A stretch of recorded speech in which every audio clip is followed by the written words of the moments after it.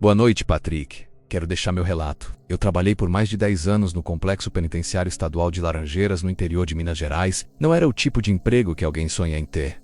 Mas com o tempo, a rotina de grades, ruídos metálicos e gritos abafados se tornaram parte de mim, até a noite em que um prisioneiro desapareceu, dentro da própria cela. Sim, Patrick, ele sumiu. Sem fuga, sem túnel, sem buraco. Estava lá.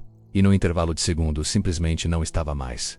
É por isso que eu preciso contar o que vi, porque desde aquele dia eu nunca mais dormi direito. O homem em questão se chamava Paulo César Ramos. Tinha 42 anos, condenado a 20 por homicídio e sequestro. A ficha era extensa, mas nada nele chamava atenção. Magro, calado, rosto marcado por cicatrizes antigas, olhar sempre baixo. Era do tipo que não causava problemas. Os outros detentos o chamavam de o sussurrante, porque, segundo diziam, ele falava sozinho à noite. No começo ninguém ligava. Prisioneiros falando sozinhos não são novidade. Mas com o tempo, até os carcereiros começaram a perceber algo estranho. Toda madrugada, por volta das 3h17, ele acordava e se aproximava da parede dos fundos da cela, menos sempre a mesma parede. E ficava lá, murmurando coisas que ninguém conseguia entender. Um dos guardas, o Jorge, disse que certa vez escutou o nome dele sendo sussurrado. Não alto, não claramente, mas suficiente para gelar o sangue. No dia 11 de agosto de 2018, o presídio amanheceu mais frio que o normal. O céu estava encoberto e a energia caiu por volta das 5 da manhã. Sem luz, as câmeras internas ficaram cegas por exatos 8 minutos e 42 segundos. Quando a energia voltou, Paulo César não estava mais na cela. Nenhum sinal de arrombamento, nenhum vestígio de sangue, ferramentas, roupas, nada. O colchão estava arrumado, o prato do café ainda intocado, e a porta trancada por dentro. Era impossível, literalmente impossível, que alguém saísse dali. A primeira hipótese da direção foi óbvia: falha humana. Acusaram os agentes noturnos de descuido, adulteração de registro ou suborno. Mas quando fomos revisar o sistema de câmeras externas, vimos algo que até hoje me arrepia só de lembrar. Na gravação do corredor do bloco C, exatamente às 5h03, um vulto atravessa a parede, vindo de dentro da cela 23, onde Paulo estava. Não foi uma pessoa. A forma era distorcida, como se a câmera tentasse capturar uma imagem que não pertencia àquele plano. E segundos depois, as luzes piscaram e tudo apagou. O delegado responsável pelo caso, Dr. Valdemar, tentou conduzir uma investigação formal, mas o relatório sumiu. 2 dias depois, ele sofreu um infarto fulminante dentro do próprio escritório. O documento nunca foi encontrado e o caso foi arquivado como evasão inexplicável. Mas entre nós, os que vivíamos ali dentro, ninguém acreditava em evasão. A gente sabia que Paulo não tinha fugido. Ele tinha sido levado. Comecei a reparar melhor nos detalhes que antes pareciam triviais. Paulo desenhava coisas nas paredes com pedaços de carvão do fogão improvisado. Símbolos, círculos sobrepostos. Linhas que se cruzavam em ângulos perfeitos, como uma espécie de mapa. Um colega chegou a fotografar um desses desenhos antes que fosse pintado por ordem da direção. Quando ampliei a imagem, percebi que o desenho se repetia de forma idêntica em várias celas antigas, especialmente nas que estavam interditadas desde os anos 80. Havia um boato antigo entre os presos veteranos, de que aquele bloco do presídio fora construído sobre as ruínas de um manicômio judiciário desativado, e que durante a construção, escavaram túneis e encontraram corpos menos. Mas a obra seguiu mesmo assim. Ninguém deu importância, porque em presídio tudo vira lenda. Mas naquela época, algo começou a mudar no ar. O cheiro, ou a sensação de ser observado, mesmo quando se estava sozinho. Uma semana após o desaparecimento, um novo preso foi colocado na cela 23.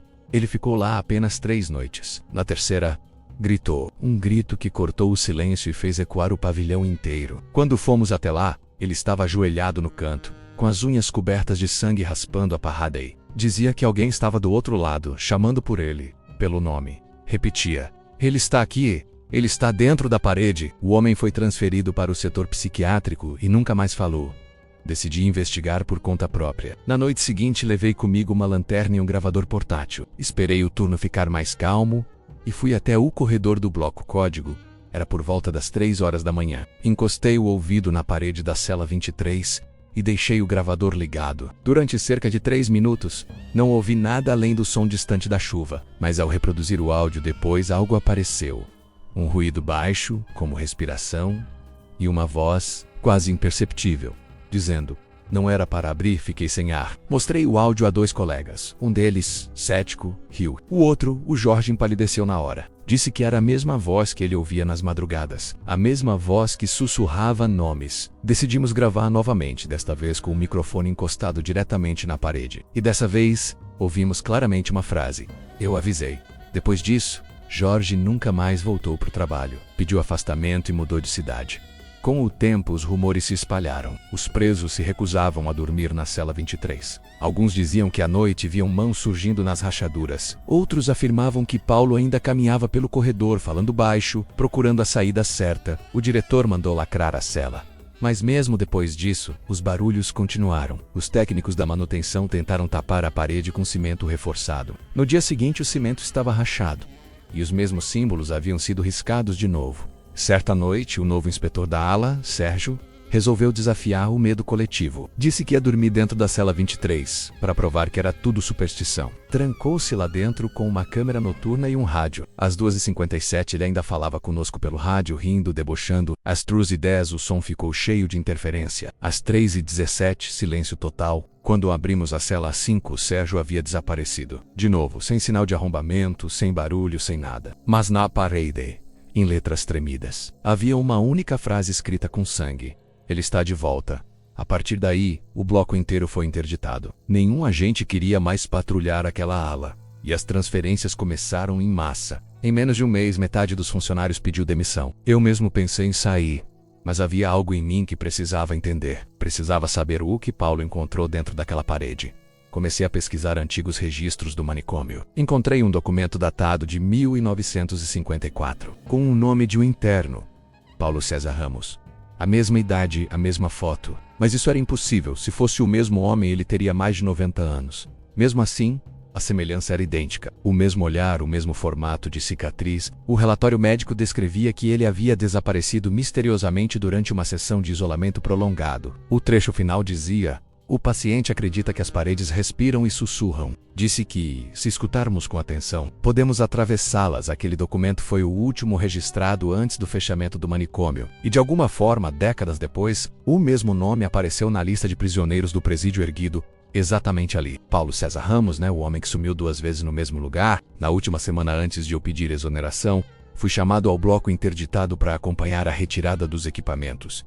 Entrei sozinho na ala, com a lanterna na mão. As paredes estavam cobertas por mofo e ferrugem, mas o ar parecia diferente, mais denso. Quando passei diante da cela 23, ouvi um som. 3 batidas secas vindas do dentro. Parei.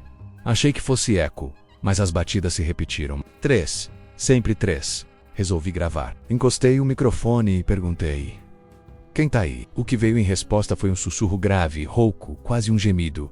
Eu avisei para não abrir. A lanterna falhou. O ar ficou pesado. Por instinto, dei 2 passos para trás e juro que vi, por menos de um segundo, uma mão pálida saindo da parede. Só os dedos, como se alguém tentasse se segurar antes de afundar de novo. Gritei. E quando os outros agentes chegaram, não havia nada. Mas no chão, bem onde eu estava, havia uma marca fresca de sangue em formato de mão. Depois disso, não consegui continuar ali. Pedi transferência. E alguns meses depois, o bloco foi demolido. No lugar, construíram um novo setor administrativo, com paredes brancas, câmeras modernas, sensores, mas dizem que, à noite, o sistema ainda registra movimentação no corredor, exatamente às 3h17. Hoje, passados mais de 5 anos, eu ainda ouço o som daquelas 3 batidas toda vez que tento dormir. E às vezes, quando o vento encosta na parede do meu quarto, eu juro que ouço alguém sussurrando meu nome. E eu avisei.